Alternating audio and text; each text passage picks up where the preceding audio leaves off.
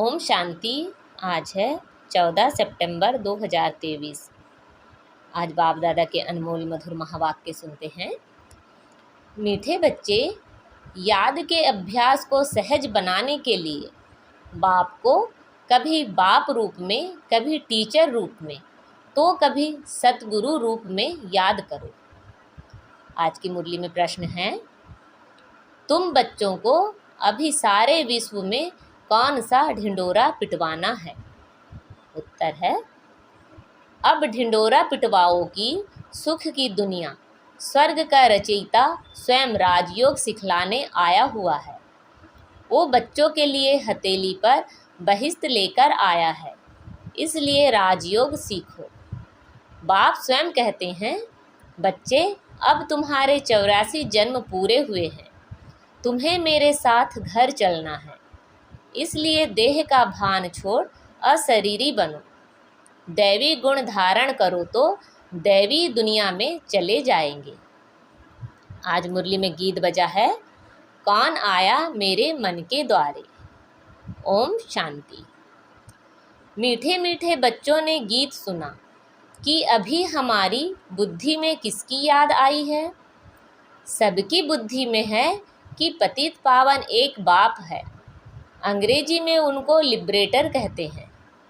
Liberate करते हैं दुख से, दुख हरता सुख करता है। यह कोई मनुष्य व देवता का नाम नहीं है, यह है ही एक पतित पावन बाप की महिमा। पतित पावन सदगति दाता गॉड फादर को कहते हैं। मनुष्य की यह महिमा हो ना सके। लक्ष्मी नारायण को, ब्रह्मा विष्णु शंकर को पतित पावन नहीं कह सकते। पतित पावन उच्च ते उच्च एक ही है। परम पिता परमात्मा ऊंचा उनका नाम भी है, तो ऊंचा उनका ठाव रहने का स्थान भी है। तुमको निश्चय है कि यह हमारा बाबा है। शिव को ही बाबा कहते हैं। शिव ही निराकार है। शिव का चित्र अलग, शंकर का चित्र अलग है। वह शिव बाप शिक्षक सतगुरु है। आज सतगुरुवार है। तुम्हारा तो सतगुरुवार रोज है। सतगुरु रोज तुमको पढ़ाते हैं और वह तुम्हारा बाप भी है। यह तो निश्चय होना चाहिए ना। उनको सर्वव्यापी नहीं कहेंगे। तुम्हारी बुद्धि में है पतित पावन परम पिता परमात्मा हमको राजयोग सिखलाते हैं। वह ज्ञान का सागर है। यह तो बुद्धि में निश्चय रहना चाहिए। यह एक ही बाप है जिसको कोई भी रूप में याद करो। बुद्धि ऊपर निराकार तरफ चली जाती है। कोई आकार व साकार नहीं है। आत्माओं को परमपिता परमात्मा से अब काम पड़ा है, परंतु जानते नहीं हैं। गाते हैं कि वह ज्ञान का सागर है, तो ज्ञान का सागर माना जो ज्ञान सुनाकर सद्गति करे। लक्ष्मी नारायण को यह ज्ञान नहीं है। ज्ञान वह जो ज्ञान सागर से मिले, इसलिए शास्त्रों में भी ज्ञान नहीं है। ज्ञान सागर को ही मनुष्य सृष्टि का बीज रूप कहते हैं। बाप क्रिएटर है। वह है बेहद का बाप और सब हैं हद के बाप। अब बेहद के बाप को सब याद करते हैं। जो बापों का बाप, पतियों का पति, गुरुओं का भी गुरु है, सब उनको याद करते हैं, साधना करते हैं। आजकल चित्रों के आगे, राम के आगे, शंकर के आगे लिंग रखते हैं। है निराकार, ऊंच ते ऊंच है, वह लिबरेट करते हैं। अभी तो सब आत्माएं पतित हैं। 5000 वर्ष पहले जब आदि सनातन देवी देवताओं का राज्य था, तो उस समय एक ही राज्य था। सुख धाम था, पवित्रता, सुख, शांति सब थी। उसका नाम ही है स्वर्ग, हेवन। हेवन को सूक्ष्म वतन व मूल वतन नहीं कहेंगे। हेवन के अगेंस्ट है हेल। यह बुद्धि में रखना है। एक बेहद के बाप को ही याद करना है। उनसे स्वर्ग का वर्षा मिलता है। सतगुरु राजयोग सिखलाते हैं, पावन दुनिया में ले जाते हैं। एक की कितनी महिमा है। लक्ष्मी नारायण को यह महिमा नहीं दे सकते। एक ही निराकार बाप है। आत्माएं भी निराकार हैं, जब शरीर से अलग हैं। बाप कहते हैं, तुम अपना शरीर लेकर पाड़ बजाते हो। तुम कितने जन्म पाड़ बजाते हो यह भी जानते हो। ब्रह्मा का भी चोला है, सूक्ष्म वतन में भी चोला है। शरीर तो है ना, कहेंगे उनमें भी आत्मा है। ब्रह्मा विष्णु शंकर को भी सूक्ष्म शरीर है। मुझे कहते हैं निराकार। बच्चों को समझाया है, कोई को भी बोलो तुमको 2 बाप हैं, तुम्हारे बाप को भी 2 बाप हैं। सब उस बेहद के बाप को याद करते हैं। लौकिक बाप तो अनेक हैं, यह बेहद का बाप तो एक ही है। बाप भूल जाए तो टीचर याद पड़े, टीचर भूल जाए तो सद्गुरु याद पड़े। बाप समझाते हैं, भारत अभी पतित है, पहले पावन था, तो इतनी आत्माएं कहाँ निवास करती होंगी। मुक्तिधाम वानप्रस्थ अवस्था में, अर्थात वाणी से परे। मनुष्य बूढ़े होते हैं तो वाणी से परे जाने के लिए गुरु की शरण लेते हैं कि हमको निर्वाण धाम पहुँचावे, परंतु वह पहुँचा नहीं सकते। झाड़ को तो बढ़ना ही है। मुख्य पाठ है भारत का। उनमें भी जो आदि सनातन देवी देवता धर्म के हैं वह 84 जन्म लेते हैं। आत्मा परमात्मा अलग रहे बहुकाल, तो हिसाब करना चाहिए ना। बहुकाल अर्थात जो पहले पहले इस सृष्टि पर पाठ बजाने आते हैं, बरोबर 84 जन्म उनके ही हैं। 84 का चक्र ही कहते हैं, 84 लाख का चक्र नहीं कहते। तुम बच्चों को 84 का चक्र समझाया गया है, आगे नहीं जानते थे। इनसे पूछेंगे तो इनकी आत्मा भी जानती है ना। 2 आत्माओं का राज भी समझाया है। दूसरी आत्मा प्रवेश कर सकती है, अशुद्ध आत्मा का भी प्रवेश हो सकता है, तो परमपिता परमात्मा भी आ सकते हैं। बाकी कहते हैं, मैं निराकार ना आऊँ तो राजयोग कैसे सिखलाऊँ। मुझे ही ज्ञान सागर कहते हैं। मनुष्य स्वर्ग की स्थापना तो नहीं करेंगे ना। बाप को ही कहा जाता है हेविनली गॉड फादर, वैकुंठ की राजधानी है। एक तो नहीं है ना। श्री कृष्ण है नंबर 1 प्रिंस, सतो प्रधान। सतो प्रधान को ही महात्मा कहा जाता है। अकेले को कुमार कुमारी कहा जाता है। कुमारी का मान बहुत होता है। सगाई हो गई फिर भल पवित्र रहते हैं, फिर भी युगल हो तो गए ना। फिर कुमारी का नाम बदल जाता है, फिर माता पिता बन जाते हैं। बच्चा पैदा हुआ तब कहेंगे माता पिता, शादी के बाद समझेंगे यह माता पिता हैं। अंडरस्टूड हैं कि संतान भी होगी, फिर उनको कुमार कुमारी नहीं कहेंगे। तुम बच्चे जानते हो, अभी श्री कृष्णपुरी स्थापन हो रही है। वहाँ एक ही देवी देवता धर्म है, बाकी हर एक धर्म का शास्त्र भी अलग अलग होता है। कहते हैं फलाने का धर्मशास्त्र यह है, हम फलाने धर्म अथवा मठ में जाते हैं। आत्माओं को आकर अपना पाठ बजाना है। कोई से पूछो गुरु नानक फिर कब आएगा, वह तो कह देते ज्योति ज्योत समाया। तो क्या उनको फिर आना नहीं है? सृष्टि चक्र कैसे रिपीट होगा? गुरु नानक की जब सोल आई तो उनके पिछाड़ी सिख धर्म वाले आते जाते हैं।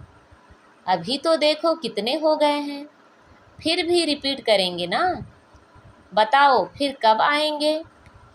तो बता नहीं सकेंगे। तुम कहेंगे यह तो 5000 वर्ष का चक्र है। गुरु नानक को 500 वर्ष हुए, फिर 450 वर्ष होने के बाद आकर सिख धर्म स्थापन करेंगे। हम आदि सनातन देवी देवता धर्म स्थापन करते हैं, फिर और भी नंबरवार आकर धर्म स्थापन करेंगे। कोई बच्चे कहते हैं हमारी बुद्धि में इतना नहीं बैठता है। अच्छा, थोड़ी बात तो बैठती है ना।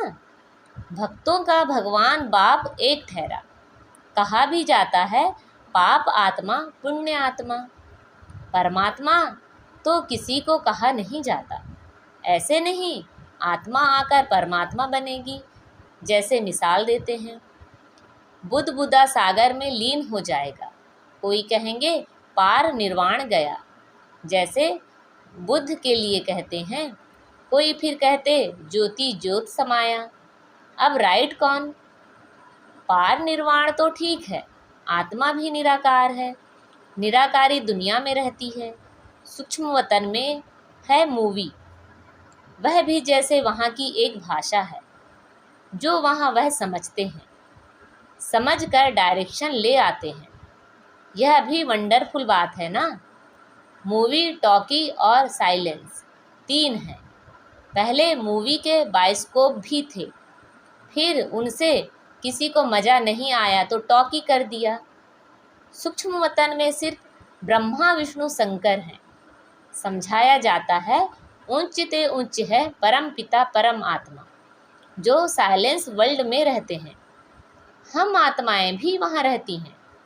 पतित पावन एक ही सद्गुरु है, सर्व का सद्गति दाता वही है। बाकी भल कोई अपने को गुरु कहलाए, ऋषि कहलाए, महात्मा कहलाए, परंतु हैं सब भक्त। पावन बनाने वाले को जानते ही नहीं। कहते हैं परमात्मा सबको कब्र से निकाल ले जाते हैं। देखते भी हो, यह वही महाभारी महाभारत लड़ाई है। तुम सतयुग के लिए राजयोग सीख रहे हो। विनाश के बाद फिर सतयुग के गेट खुलते हैं। बाप ने समझाया है, इस समय तुम बाप से राजयोग सीखते हो। तुम योग बल से राज्य लेते हो। यह है नॉन वायलेंस। कोई भी यह नहीं जानते कि नॉन वायलेंस किसको कहा जाता है। काम कटारी भी नहीं चलानी है, यह भी हिंसा है। अहिंसा परमो देवी देवता धर्म है। विकारों के कारण ही तुमने आदि मध्य अंत दुख पाया है। वहाँ है ही निर्विकारी दुनिया, जिस कारण आदि मध्य अंत दुख नहीं होता है। वह है अमरलोक, यह है मृत्युलोक। मृत्युलोक में बैठ कथा सुनाते हैं अमरलोक में जाने के लिए। बाप कहते हैं मैं त्रिकालदर्शी हूँ, तुमको भी त्रिकालदर्शी त्रिनेत्री बनाता हूँ, अर्थात तीनों लोकों तीनों कालों को जानने वाले।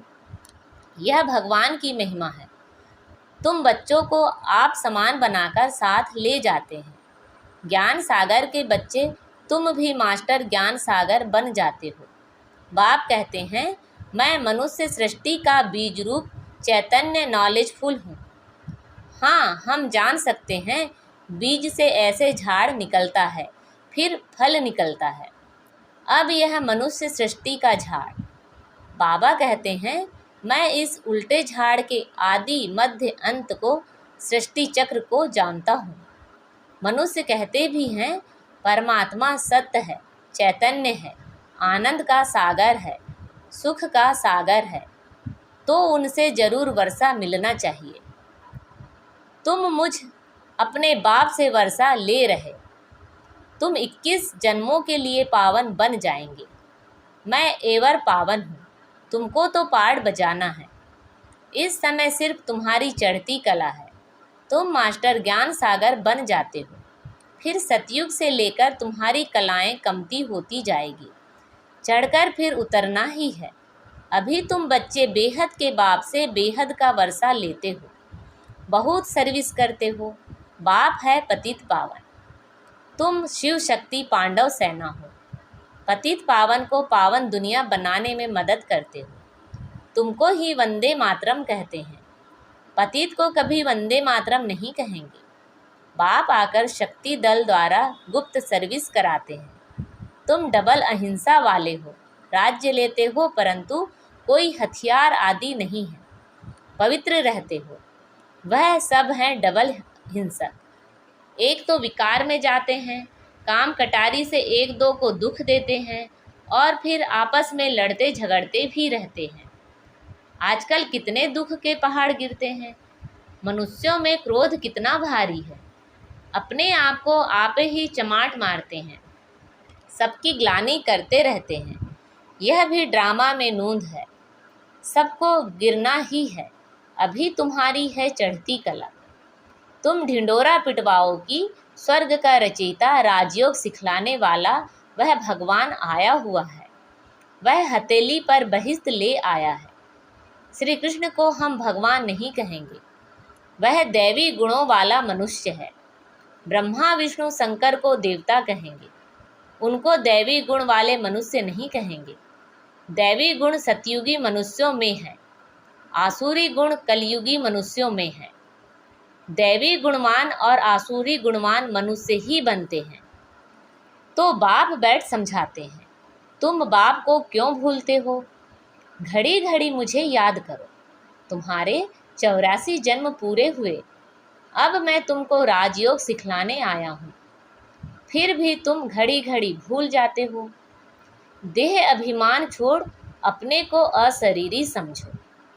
अच्छा, माता पिता बाप दादा का मीठे मीठे सिखी लदे बच्चों प्रति याद प्यार और गुड मॉर्निंग। रूहानी बाप की रूहानी बच्चों को नमस्ते।